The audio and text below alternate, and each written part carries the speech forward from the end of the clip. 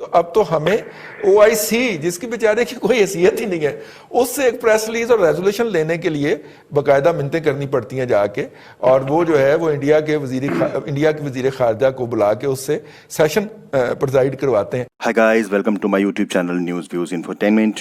اگر آپ کو ہمارے ویڈیوز پسند آتے ہیں تو لائک، شیئر، کمنٹ اور سبسکرائب ضرور کریں، اور ہر نئے ویڈیو کے نوٹیفیکیشن کے لیے بیل آئیکن دبانا نہ بھولیں۔ Thank you. کے اوپر حکمران قوتوں نے بھارت کو ایک بہت پیارا پیغام بھی بھیجا ہے، اور دفتر خارجہ کی ترجمان نے آج ہمیں بتایا ہے کہ بھارت کی طرف افغانستان سے آنے والے سامان کی جو یک طرفہ آمد و رفت ہے وہ کھولی جا رہی ہے، یعنی کہ جو افغانستان سے پھل ہیں وہ بھارت کی طرف جانے کا جو راستہ ہم نے بند کیا ہوا تھا وہ کھولا جا رہا ہے۔ پہلے بھی یہ پھل جاتے ہیں، لیکن جب سے کشمیر کی خصوصی حیثیت ختم کی تھی تو ہم نے افغانستان کی اس ایکسپورٹ کے اوپر پابندی لگا دی تھی، لیکن افغانستان کی ٹوٹل ایکسپورٹ پہ پابندی نہیں ہے، وہ وایا کراچی، ممبئی یا کسی اور سی وہ جا سکتے ہیں انڈیا۔ یہ کتنا بڑا پیغام ہے، اور پاکستانیوں کے لیے خاص طور پہ کہ حکومت کی تبدیل ہوتی ہوئی کشمیر پالیسی کیا ہے اس کے اوپر جو ہے یہ بڑا سمبولک کرتا ہے۔ سر جی، یوم شہدائے کشمیر کے اوپر دفتر خارجہ کی ترجمان کا باقاعدہ پریس کانفرنس کر کے یہ اعلان کرنا کہ بھارت کو جو سہولت حاصل تھی اور جو ہم نے 5 اگست کو سسپینڈ کر دی تھی اس کو ہم پھر بحال کر رہے ہیں، ایک آدھ دن آگے پیچھے کر لیتے یار، میرا مطلب ہے اسی دن یہ کہنا سمبولکلی، تو کیسا دیکھتے ہیں آپ؟ حکومتوں کے مفادات ہوتے ہیں رضی صاحب، اور حکومتیں اپنی پالیسیاں تبدیل کرتی رہتی ہیں، اور بظاہر وہ کچھ ہوتی ہیں لیکن اختیار کچھ کر لیتے ہیں۔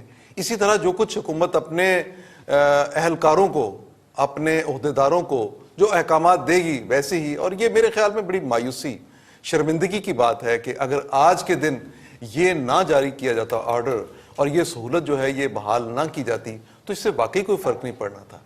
لیکن آپ دیکھیں نا، فرق کئی ایک چیزوں سے پڑا ہے۔ آپ جب سے یہ کشمیر کا سٹیٹس، مقبوضہ کشمیر کا چینج کیا بھارت نے، تو اس کے بعد ہم نے کیا ہے؟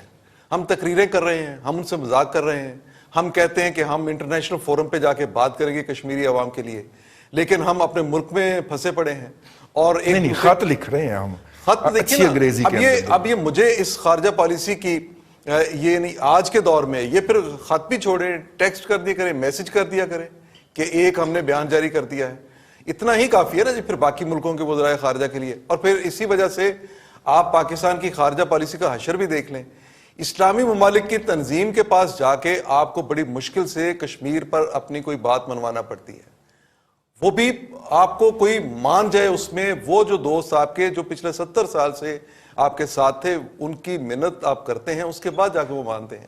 UN میں آپ کی بات سنتا کوئی نہیں ہے۔ 2 ملکوں کے علاوہ، ٹرکی اور چائنا، ان کے علاوہ تیسرا کوئی ایسا ملک نہیں ہے۔ ملائیشیا بھی کر لے ساتھ، ملائیشیا وہ ٹھیک ہے، اس کا ایک رہا نا، لیکن اب دیکھیں کہ اب کیا تبدیلی اس میں، وہاں پہ کیا تبدیلی آتی ہے۔ تو یہ 2 ملکوں کے علاوہ میں سمجھتا ہوں کہ کوئی تیسرا ملک ایسا نہیں ہے وہاں پہ سلامتی کونسل میں، اقوام متحدہ میں، جو ہمیں اس طرح سے بااثر ملک جو سپورٹ کرتا ہو۔ باقی چھوٹے چھوٹے ممالک ہیں، ہم بھی خانہ پوری کا کام کر رہے ہیں، اور اوپر سے بھارت کے لیے اس طرح کی سہولتیں ہم دے کے، اس کا پتہ کرنا چاہیے عمران خان کو کہ یہ کس نے آج کا دن سلیکٹ کیا۔ یہ وزیر خارجہ صاحب کا یہ کارنامہ ہے، شاہ محمود قریشی صاحب کا، یا پھر پرائم منسٹر کے لیول پہ یہ فیصلہ ہوا؟ کیونکہ اتنا بڑا فیصلہ کسی چھوٹے لیول پہ تو رزب ہو نہیں سکتا، پرائم منسٹر کے لیول سے کم یہ بات نہیں ہو سکتی۔ جو بھی اس کا ذمہ دار ہے، جس نے بھی یہ احکامات دیے، جس کے کہنے پہ یہ سارا کچھ ہوا، انہیں قوم کے سامنے بتانا چاہیے۔ لیکن یہ جو فیصلہ کیا گیا، بہرحال یہ ایک فیصلہ نہیں میں سمجھتا ہوں کہ بہت ساری ایسی چیزیں ہیں جن کے بارے میں حکومت جو ہے پاکستانی عوام کے سامنے ایک بالکل مختلف سین ہے۔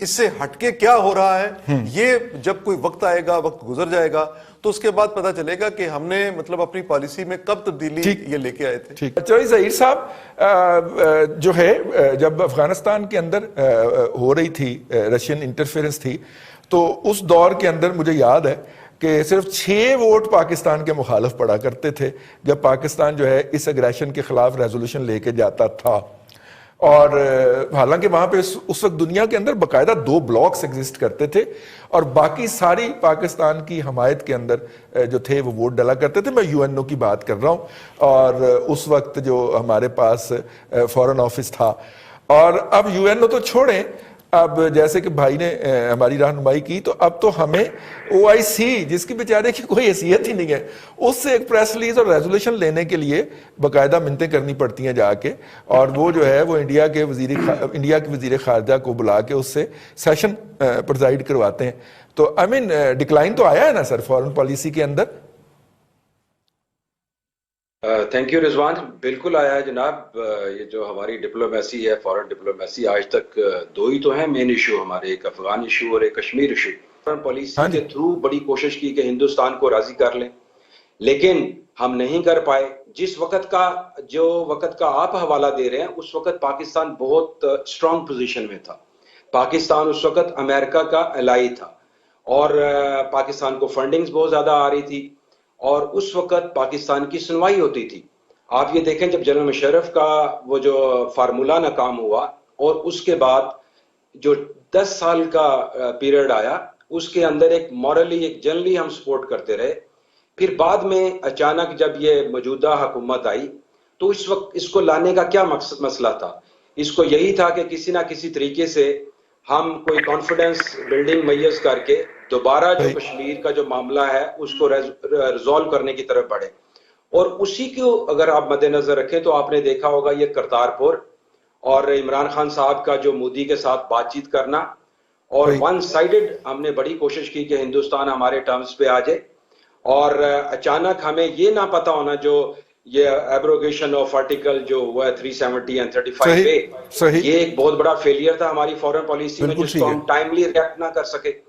وہ وجہ یہی ہے کہ الٹیمیٹلی اگر آپ دیکھیں ہم میں ابھی وہ سکت نہیں رہے گی. ہم اکنامیکلی ٹوٹلی کولیپس آلموسٹ ہوئے پڑے ہیں، اور اسی لیے دنیا کا جو انٹرسٹ ہے وہ انڈیا کی طرف ہے. اور انڈیا کی سمارٹ موو یہ دیکھیں، ابھی جو سٹینڈ آف ہوا ہے چائنا کے ساتھ، آپ یہ دیکھیں الٹیمیٹلی دونوں کنٹریز نے ریئلائز کیا، اور چھوٹا موٹی ٹک ٹاک چلتی رہے گی، لیکن آلموسٹ میجر جو کنفلکٹ تھا وہ اس چیز کو انہوں نے ایک دوسرے کے کنسرن ایڈریس کر لیے. پھر ابھی آپ اس کے بعد دیکھیں، اگر آج تک کشمیر کے کو وے فارورڈ ہوا ہے، 2 کنکریٹ مواقع آئے ہیں. ایک ذوالفقار علی بھٹو اور اندرا گاندھی جب ملے تھے، جب یہ سیز فائر لائن LOC میں کنورٹ ہوا تھا، اور دوسرا اگر آپ کو یاد ہو جنرل مشرف اور واجپئی کا جب ملاقات ہوئی تھی، جو 4 پوائنٹ فارمولا تھا، وہ ایک حل کے قریب پہنچ گئے.